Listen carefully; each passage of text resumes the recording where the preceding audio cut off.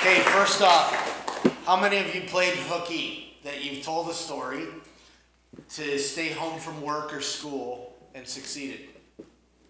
Come on. Come on.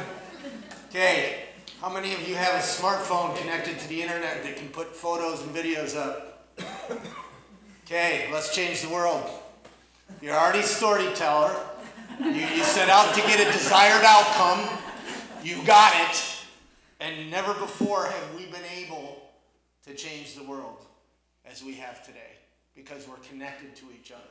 So a couple really quick stories. First, how I met this wonderful woman was I told her I was going to give all my secrets today. So in the next couple minutes, we'll do our best. My first trigger strategy, because I was unemployed and had no income, and I just wanted to meet people and learn, was I would invite them to coffee. So when you see somebody online and you start engaging in that conversation, take it offline. Because even this is media. This is, when you talk about transmedia, it's everything. Everything matters. We live in a world today where everything matters. So this is just as important as the film you're going to produce or the blog post or whatever that you're going to create. This is just as important. So let me talk about Natasha for a second. I just landed. Charity's brought me over to the UK. Jet lag's slamming me, but I carry a camera in my pocket all the time. I never, ever do not have a camera. I didn't plan on recording stories that night. I didn't. And all of a sudden, I see this girl in the rain panhandling with crutches. And I ask her and start talking, and there's this story. So the other side of that was immediately Reddit pushed it to about 169,000 views overnight. And it started a conversation about welfare and welfare reform in the UK that was absolutely gorgeous. I mean, there was some funky conversation, but online communities pretty much police themselves.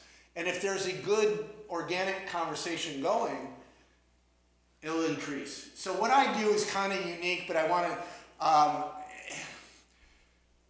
one of the things I think we do is we overthink stuff. And we got to say, oh, I got to have that camera, or I've got to have that budget, or I've got to have that laptop, or I've got to have that connection. Well, I started all this with $45 and a laptop and an iPhone. And literally, YouTube's giving me their homepage. I'm the first cause to speak at Twitter, and I could blah, blah, blah you forever. But families have been reunited, housing programs have been created, and kids that didn't have shoes have shoes. That's the important stuff. And I almost didn't do it because I looked and I said, oh my gosh, I don't have the tools I need. I don't have what I need. And then I just went and did it. And I do two things. If you're going to look, I really like how you were talking about how you have to figure out what you do, and I'm always doing that. I think we're always ever changing. And some people call it life casting. I call it reality twittering. So I do it and really, I've really been trying to think about this since I was invited to this panel. And if you're going to put it into a science or a strategy, I do real time and as close to real time as I possibly can. So authenticity has replaced production value. So it used to be a nonprofit video was about $1,000 a minute. So you could get a 5-minute video for about $5,000 that you would pay a production company. Now with today's tools, we have these phones, and the general public now kind of is like, cool. You even have major news like CNN doing, FaceTime stuff and Skype and everything else. It's not so much production value anymore as in authenticity.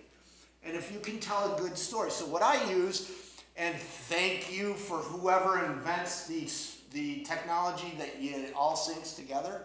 You know what I mean? Like, for instance, while I was sitting there, I put up a photo of Nidra, and I put it to Tumblr, which happens to sync to Twitter, which happens to sync to Facebook, and goes someplace else, I think. But, I'm a one-man band, and I'm running into 10 cities and under bridges and everything else, and I got a camera and a bag of socks, and I got an iPhone.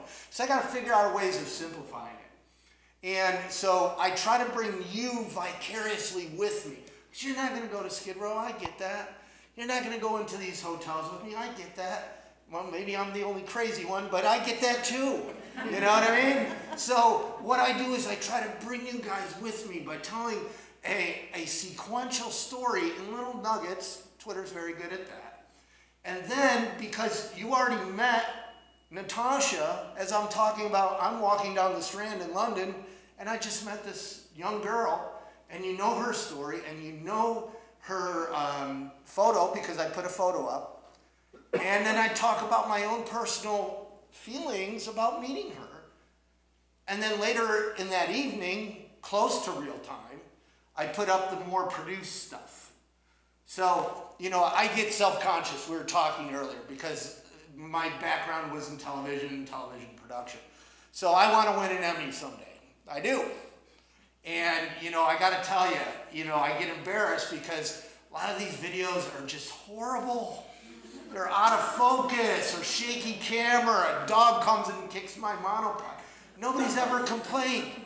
Nobody's ever said, wow, you're out of focus. Nobody ever commented, but they've said, oh my gosh, we've got to do something about poverty in America. To that, you know what I mean? And the other thing, and I get this a lot, and you know, how many of you are familiar with, what is it, the Disney Imagineers? So Disney Imagineers removed can't from their vocabulary. They replaced it with yes, if. So even yesterday, or yesterday I was flying, the day before, I was with some marketers and they were going, you know, some execution got dropped. And they were going, we can't, we couldn't. And I'm thinking in my head, I could have ran to Best Buy, bought a TV, plugged it in, got a laptop, put up a thing, $400, it's done. You know what I mean? But by saying I can't, they automatically shut it down. I can if you can. Well, it might take a little more money, it might take a little more work, it might take a little more blood, sweat, and tears. But you can do anything, and it doesn't really take a lot of, $45 a laptop, and lives have been changed because I keep moving forward. So, you know, I also get this when I teach social media, is people really want to think about it. And I consider it, what I'm doing is you're here. And I'm just walking down the street talking with you. And it's that simple. You know, what do I say? It's that simple. You know, you're talking to your head all the time. You know, and granted, you don't want to put everything out. You know, the CIA doesn't want to tweet everything it's doing, you know. So, you know, you use some common sense, and you should have a strategy. You know, social media without a trick, without a strategy is a trick, is a tool. So you have some end results that you want, but, you know, have fun. You know, go out and just try, and you'll learn really quick what works and what doesn't, because you do that in your own interpersonal relationships. You learn really quick, oh my gosh, I made a friend, or wow, did I make that person mad? I better not do that again, right? And it's the same. Social media is just online. It's still a human experience, you know? So, like I started in the beginning, you all know how to tell a story, and you all have the tools needed, so let's go change the world. Thank you.